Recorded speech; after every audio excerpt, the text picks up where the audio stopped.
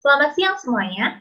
Selamat datang di acara Masukin, membahas isu-isu masa kini bersama saya Arini Aulia Dewi yang akan membawakan isu mengenai literasi di Indonesia pada siang hari ini. Literasi, informasi atau fiksi. Seperti yang kita ketahui, pada masa ini literasi sangat dibutuhkan oleh seluruh lapisan masyarakat. Namun, pada kenyataannya tingkat literasi di Indonesia sangatlah memprihatinkan. Untuk keberlangsungan acara ini, saya telah mengundang beberapa narasumber yang akan ikut berbincang bersama saya. Telah hadir bersama saya, Tiara Kinanti dari Lembaga Literasi Bahagia.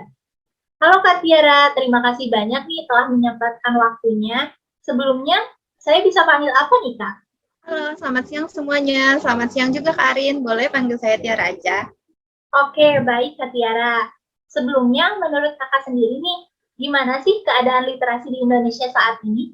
Saya sendiri setuju dengan apa yang sudah dikatakan oleh Kak Arin tadi, bahwa literasi di Indonesia sangat memprihatinkan. Karena kalau dilihat dari data yang ada, berdasarkan laporan PIS tahun 2018, skor membaca Indonesia ada di peringkat 72 dari 77 negara, sedangkan berdasarkan skor PIRLS, Indonesia berada pada level 41 dari 45 peserta. Nah, dari data-data tadi, sangat terlihat bahwa Indonesia itu masih minim literasinya. Wah, setelah mendengar informasi yang telah dipaparkan barusan oleh Kak Tiara nih, berarti bisa dipastikan ya bahwa masyarakat Indonesia ini masih darurat gitu literasinya. Kita mungkin bisa langsung beralih ya dari narasumber kita ke yang lain. Telah hadir bersama saya di sini. Halo, boleh perkenalkan diri terlebih dahulu ya, siapa namanya? Halo, aku Nisa Risti dari SMA Bahagia. Halo, aku Zafira Aska dari SMA Bahagia. Oke, Nisa dan Zafira. Kalau menurut kalian nih, sebagai pelajar kan ya, udah ada belum sih cara untuk meningkatkan literasi ini? Sebenarnya untuk siswa sekolah sendiri kita tuh udah diwajibkan buat literasi sih. Soalnya di sekolah kita tuh ada kegiatan, kayaknya di sekolah-sekolah lain juga ada. Jadi kita tuh disuruh membawa buku dan membaca setiap seminggu sekali. Nanti kalau misalnya udah dibaca, nanti kita disuruh bikin laporan tentang apa aja yang udah dibaca dan ringkasan buku tersebut gitu. Tapi dari kalian sendiri, merasa nggak sih kegiatan seperti itu tuh bisa membantu kalian dalam meningkatkan minat baca kalian? Membantu nggak membantu sih ya, soalnya sebenarnya aku sendiri itu bukan orang yang males baca gitu. Cuman karena literasi ini sifatnya wajib dari sekolah, terus kalau misalnya nggak dilaksanain ada konsekuensi dan hukuman segala macam, itu jadinya tuh kadang membaca tuh ada karena paksaan gitu. Terus setahu aku, di kalangan teman-teman aku, ini termasuk aku sendiri juga, kita tuh lebih suka ngebaca-baca karya fiksi, contohnya novel. Aku tuh suka banget sama tema novel tentang petualangan antar dimensi atau kekuatan super gitu yang mungkin bisa ya meningkatkan minat baca gitu, tapi belum bisa bisa buat meningkatkan literasi. Soalnya kan bacaan fiksi sendiri itu cuma buat hiburan semata. Sedangkan literasi itu seharusnya bisa kita terapin gitu di kehidupan sehari-hari. Dari aku juga sama ya kayak Nisa. Untuk aku pribadi agak membosankan karena harus membaca novel dalam bentuk fisik, sedangkan aku sih lebih suka digital gitu. Kalau membaca digital itu pakai platform apa sih? Terus memangnya yang dibaca itu apa saja? Sebelumnya kan aku tuh sama ya kesukaannya kayak Nisa, baca-bacaan fiksi. Dan sekarang tuh banyak loh Kak platform digital untuk membaca bacaan fiksi. Ada Wattpad, Duel ada Webtoon juga kalau buat yang suka baca komik. Selain itu sekarang Twitter juga bisa loh buat baca bacaan fiksi. Tapi berarti dari kalian sendiri nih, masih kurang untuk membaca dan mencari informasi ya? Padahal itu kan penting banget nih, apalagi kalian masih remaja yang membutuhkan banyak informasi yang nantinya bisa kalian terapkan pada kehidupan sehari-hari. Gimana kalau kita beralih ke narasumber selanjutnya untuk menekan juga nih, bagaimana sih pandangan mereka terhadap literasi? Baik, telah hadir bersama saya. Boleh silakan perkenalkan diri dulu ya, lalu bisa langsung ditanggapi saja. Oke, halo, sebelumnya perkenalkan aku Askia. Kalau tanggapan dari aku sih, aku biasanya memilih bacaan yang aku minatin gitu ya, kayak misalnya novel-novel fiksi atau bacaan-bacaan yang ringan. Soalnya untuk aku sendiri sih ya masih susah untuk baca yang membahas topik-topik yang berat gitu.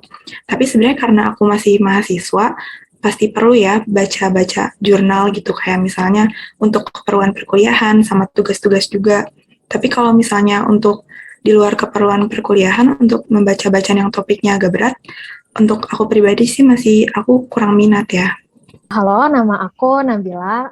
Kalau aku sih sama ya kayak tanggapan sebelumnya, kayak Atskia. Kalau aku tuh sukanya baca yang berbau fiksi. Jarang banget buat sekedar baca informasi yang ada belakangan ini. kayak yang trending atau informasi-informasi yang hot gitu. Paling aku tuh taunya tuh dari teman-teman. Nah, di situ baru aku buka-buka portal berita yang ada dan mencari fakta-faktanya tuh kayak gimana sih yang benar gitu, biar nggak terlalu kemakan hoax yang ada. Oke, berarti memang bisa kita lihat juga ya dari kalangan masyarakat pun masih menyukai bacaan fiksi.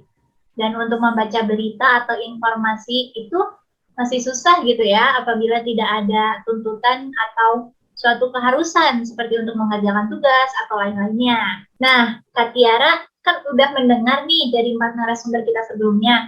Lalu gimana sih Kak himbauan, ajakan, dan solusi untuk meningkatkan literasi di masyarakat, khususnya kalangan anak muda yang sudah kita dengar tanggapan-tanggapan mereka sebelumnya. Menurut Kak Tiara, bagaimana nih Kak?